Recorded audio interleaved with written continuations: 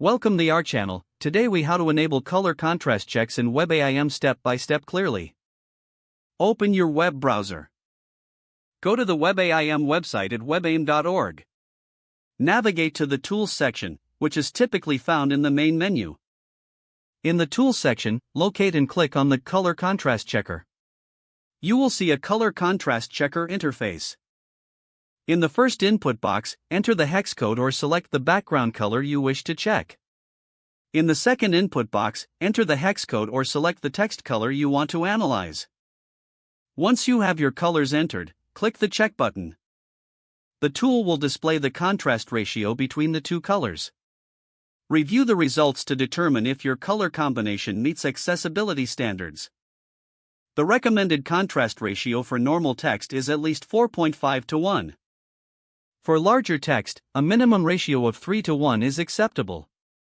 If your colors do not meet the standards, consider adjusting the shades.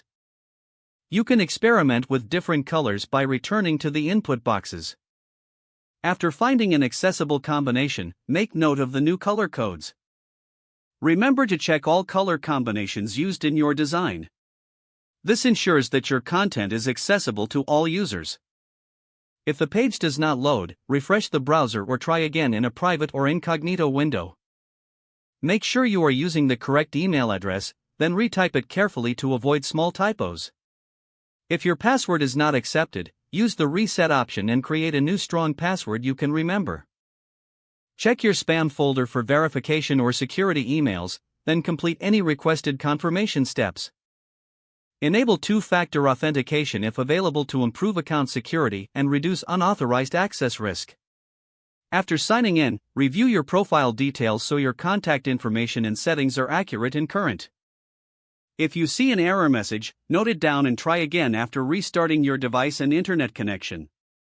Log out when you finish, especially on shared devices, to keep your account and payment information secure. If the page does not load, refresh the browser or try again in a private or incognito window.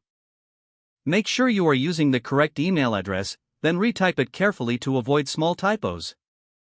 If your password is not accepted, use the reset option and create a new strong password you can remember. Check your spam folder for verification or security emails, then complete any requested confirmation steps. Don't forget to like this video and subscribe to our channel for more step-by-step tech guides.